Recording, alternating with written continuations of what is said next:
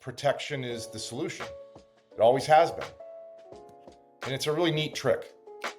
If you think about it, highlight the narrow truth that retirement is full of this risk, and then slide in the solution, which is insure everything. Wrap the investment portfolio in a cozy little blanket of annuities, overlays, guarantees, whatever you want to call them, the acronym of the moment, that promise to never let the market hurt you.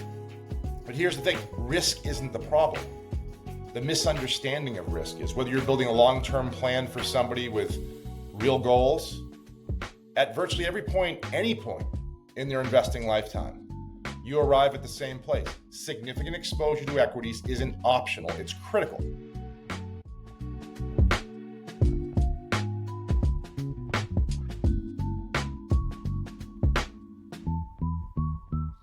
I came across this LinkedIn article that, well, how can I describe it?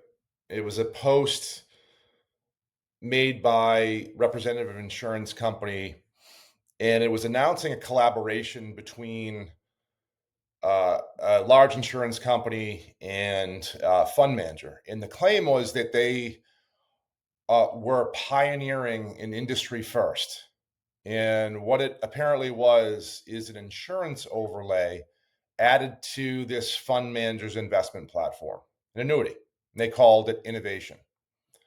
And I call it snake oil, 2025 edition. Now, I don't take issue with the desire to improve offerings and better clients. I take issue with the message behind it and the advisors in particular who will deliver it. The old school salesperson, security salesperson, apparently is live and well because he just swapped his commission check for this while representing an RIA and apparently a LinkedIn profile for this belief that the game is the same. That tell the client the risk is too high, sell them a product that will protect them, and then collect the ongoing revenue. That's not financial advice. It's fear-based peddling. And we've come a long way as an industry, but every time I see something like this, headlines like this, I'm reminded how little we've actually matured.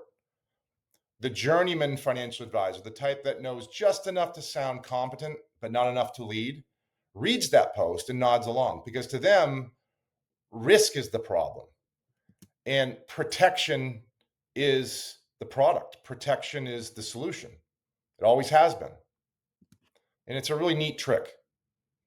If you think about it, highlight the narrow truth that retirement is full of this risk and then slide in the solution, which is insure everything. Wrap the investment portfolio in a cozy little blanket of annuities, overlays, guarantees, whatever you want to call them, the acronym of the moment, that promise to never let the market hurt you.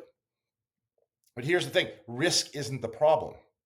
The misunderstanding of risk is. Whether you're building a long-term plan for somebody with real goals, at virtually every point, any point in their investing lifetime, you arrive at the same place. Significant exposure to equities isn't optional, it's critical.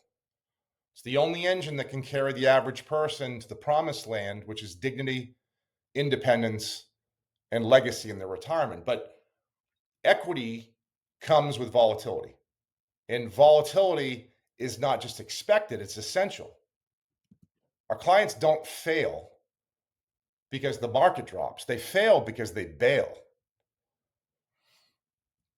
And they bail because they were never forced to engage with a simple, however gut-wrenching truth that their portfolio will get cut in half probably a couple times in their investment lifetime.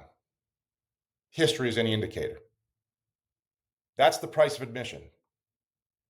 And our job isn't to hide that fact. Our job is to deliver it, is to shine a light on it. In our planning process, we assume historical rates of return. And baked into those returns always are these deep, painful bear markets. And if we assume a 10% average annual return, which history has shown, It comes with an asterisk that the same portfolio will decline by about a third once every 5 years. Now, that's not a bug in the system, it is the system. That's the mechanism by which those relentless returns, that relentless upward trend line, is delivered. So, what do we deliver as advisors? Well, we deliver the plan that assumes the pain, the strategy that prices in downturns, the conviction to walk alongside our clients through all of it, and the education to prepare them for that ahead of time. We aren't here to provide comfort, we're here to provide truth. And that truth must be presented early, clearly, and with full conviction. Now, ideally, it happens before the planning process even begins, right? Maybe it's over coffee when the client is introduced to us by a trusted friend. Maybe it's in the first 10 minutes of the Zoom call. Regardless, it must come from the same root: curiosity, empathy, and total commitment to get their story.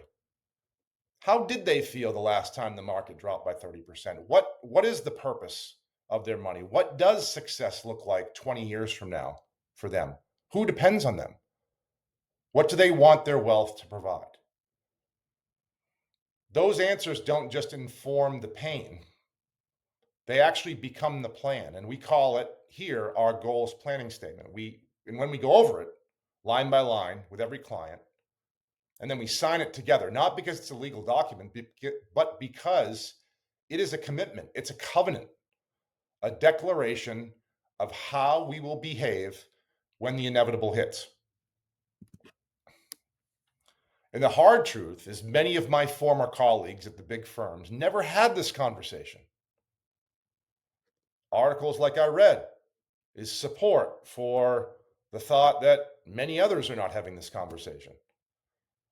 They put together an asset allocation pie chart, explain how alts and all these different non-correlated assets provide proper diversification. It means you own a little bit of everything, and assure that the client that this will help them sleep at night. And then when the market tanks and every slice of the pie chart turns red, because the only thing up in a down market is correlation, my favorite saying of all time, they say, don't worry, think long term. Stay the course. No wonder clients flee. This latest push for insurance overlays is just another flavor of the same garbage. It doesn't prepare clients for volatility, it avoids the conversation entirely. And it undermines the one advantage we actually have: the relationship. Our incentive must be to build deep, lasting, durable partnerships, because at the center of every relationship is one binary question: will the client outlive their money, or will their money outlive them? And unless our clients buy in all the way in to the philosophy that powers the plan, we don't have a relationship. We have a rental. And we don't want rented clients. We want owners. We want partners. We want people who share our principles and are committed to walking this journey with us through the storm, every storm. That's not a product or a package with an insurance overlay. That's a result of real work, real conversations, and real conviction. So the next time someone shows you a shiny new industry first designed to reduce client anxiety, you got to ask yourself, is this really for the client? Or is it just 2025's version of snake oil? So go be relentless, everyone. Have a great week.